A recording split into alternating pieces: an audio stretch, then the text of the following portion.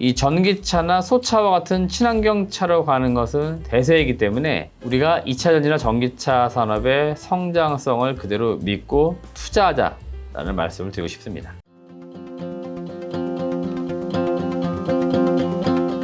네, 안녕하세요. 반갑습니다. 그로스 리서치 이재모입니다. 저희 그로스 리서치에서는 여러분들의 투자 수익을 위해서 직접 발로 뛴 기업 탐방에 대한 정보를 제공해 드리고 있습니다. 비가 오나 눈이 오나 뜨거운 날씨에 관계없이 저희가 열심히 발로 뛰면서 얻은 기업들의 사업적인 현황 이런 것들을 많이 전달 드리고 있으니까 저희 그로스 리서치 홈페이지 또는 텔레그램 채널에 들어오셔가지고 많이 봐주시길 바라겠습니다. 아울러 저희가 멤버십 구독 서비스도 진행 중에 있습니다.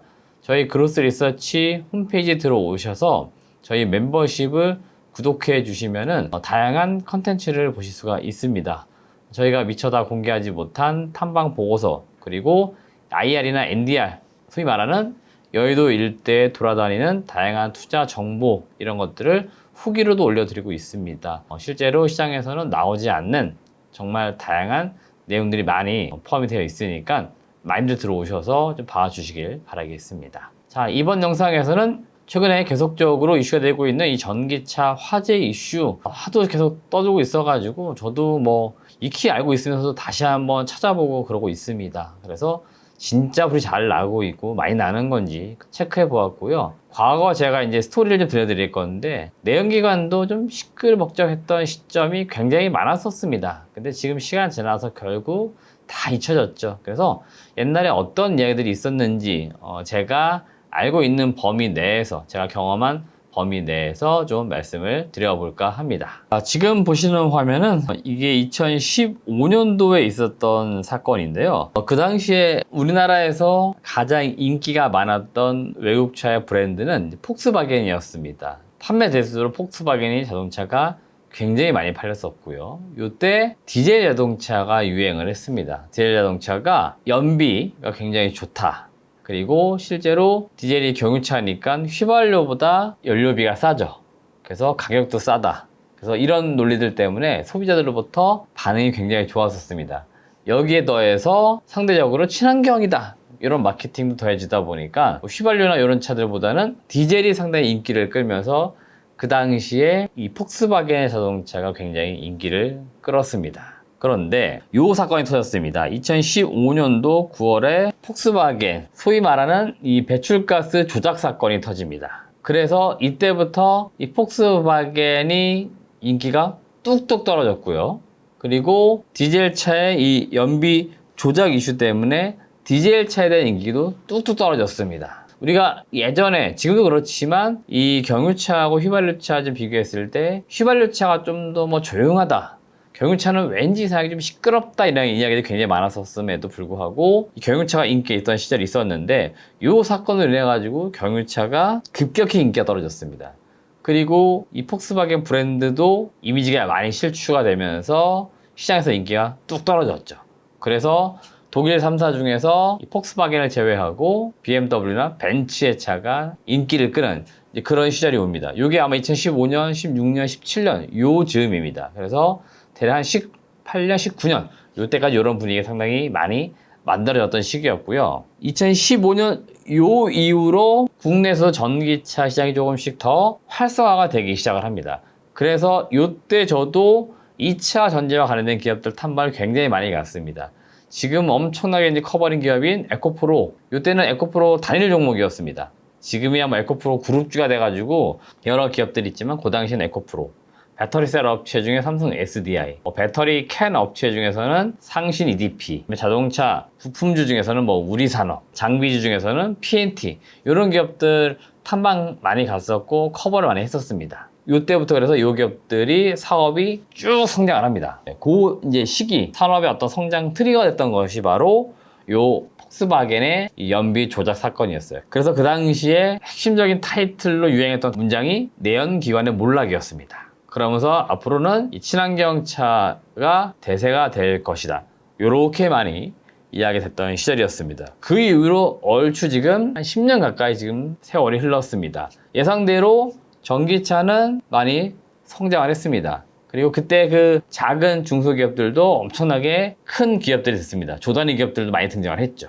그만큼 시절이 많이 변했다라고 보시면 되겠고요. 자, 다음 기사 내용은 뭐냐면 2018년도에 터진 사건입니다. 이때는 어떤 사건이 있었냐면은 이 BMW 차량들에서 연이어 원인 미상의 화재가 발생한 사건이 좀 화제가 됐었습니다. 그래서 이 BMW 차는 앞서 제가 폭스바겐의 브랜드가 이미지가 실추가 되면서 이 독일 3사 중에서 벤츠와 함께 좀 양강 체계를 구축하고 있던 브랜드였고 워낙에 국내에서 인기가 많은 브랜드였는데 이 사건으로 인해 가지고 BMW 이미지도 실추를 합니다. 그래서 제 기억이 맞는지는 모르겠지만 2019년, 2020년 그해 가장 많이 팔린 차 브랜드는 벤츠가 차지하기 시작했습니다. 그러니까 벤츠로 사람들이 많이 몰려간 거죠.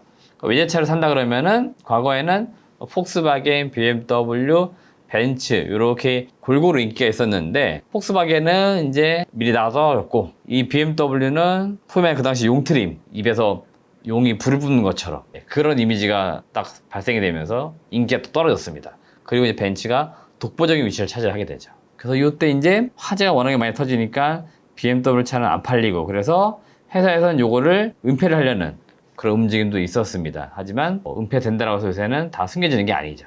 이 내연기관차도 불이 상당히 많이 나고 있습니다. 여전히 지금도 많이 나고 있어요. 그래서 이걸 제가 한번 말씀을 드려보고 싶었던 거고 그냥 상징적인 이슈가 있었기 때문에 한번 다시 한번 여러분들의 기억을 되살려 드린 거고요. 이 내용은 제가 날짜로 8월 21일 날 저희 텔레그램 채널에 올린 내용인데요. 전기차가 진짜 화재가 자주 일어날까? 저도 통계 데이터가 좀 궁금하더라고요. 그래서 한번 직접 찾아본 건데 여러분도 한번 찾아보시면 쉽게 기사가 많이 나와 있을 겁니다. 실제로 23년도 이제 국정감사 자료를 좀 봤더니 2017년부터 2023년 그러니까 대략 전기차가 좀 보급이 빨라지기 시작한 시점부터 통계를 잡은 것 같아요. 그래서 17년부터 해서 23년까지 해서 국정감사 들어가기 전까지 합계할 수 있는 자료를 봤더니 이 화재 건수가 전기차가 124건, 하이브리드 차가 151건, 내연기관차가 23,235건으로 집계가 됐다는 겁니다. 그래서 차량 10만 대당 화재율을 봤더니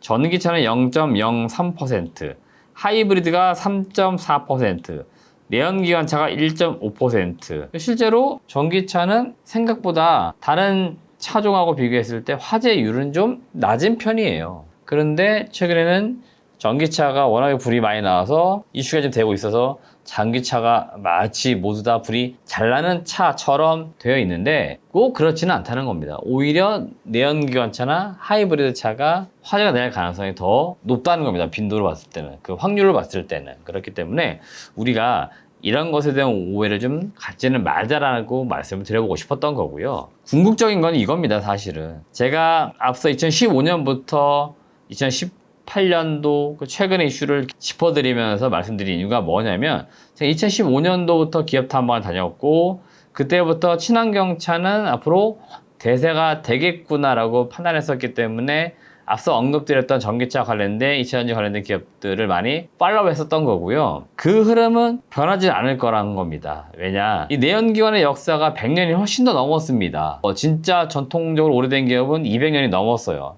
1800년대부터 이 내연기관차라고 하는 것들이 생겼다라고 놓고 보면은 역사는 200년이 넘어갈 수도 있는 거죠. 그래서 전기차가 이제 우리나라에서 대략 한 10년 정도 발전해 온 겁니다. 물론 그 전부터 개발은 되었겠지만 본격적으로 발전해 온 건 10년 정도 된 거다. 그러면은 지금도 사건 사고가 나타날 수 있습니다. 하지만 이런 과정들을 거쳐가지고 좀 더 완성도가 높은 차량이 나올 수 있다는 겁니다. 그리고 지금은 우리가 이 지구 온난화 상당히 심각한 문제입니다. 여러분들도 최근에 뉴스를 들어보시면 늘상 열대야의 폭염에 이 기록적인 뜨거운 날씨가 문제다라고 하지만 과연 그것을 해결할 수 위한 어떤 하나의 실천을 하고 있느냐? 그렇진 않다는 거죠. 그래서 내연기관차를 사용하는 그러니까 석탄, 석유, 과거와 같이 화석 연료를 쓰는 차량을 쓰는 게 맞는 거냐? 이왕이면 상대적으로 좀 더 친환경적인 전기차나 수소차나 이런 거 쓰는 게 맞는 거냐 했을 때는 친환경차를 이용하는 게 여전히 대세이기 때문에 이 흐름은 계속적으로 갈 것이다라고 말씀을 드리고 싶은 겁니다. 이것을 대체할 만한 획기적인 무언가 에너지원이 등장을 한다. 그러면 이 전기차는 필요가 없을 수 있어요. 하지만 지금 현실적으로 봤을 때 친환경차 내에서 전기차나 수소차 이외에는 지금 마땅한 대안이 없습니다. 그렇다고 석유나 석탄을 쓰는, 휘발유나 경유를 쓰는 이런 내연기관차를 더 타자라고 주장하는 것은 맞진 않다는 겁니다. 시대를 역행을 하는 거기 때문에 전기차나 2차전지의 산업은 앞으로도 더 성장을 한다. 그 성장하는 과정에서의 캐즘도 있는 거고, 전기차 화재 이슈나 기타 뭐 다른 여러 가지 복합적인 문제들이 등장을 할 뻔이다 라고 사실은 말씀을 드리고 싶었던 겁니다. 그래서 여러분들이 지금 2차전지 쪽 관련된 기업을 투자를 하고 계시다 그러면은 이런 노이즈들은 잘 버티고 넘어가셔야 된다라고 말씀을 드리면서 영상을 마치도록 하겠습니다. 시청해주신 여러분 고맙습니다.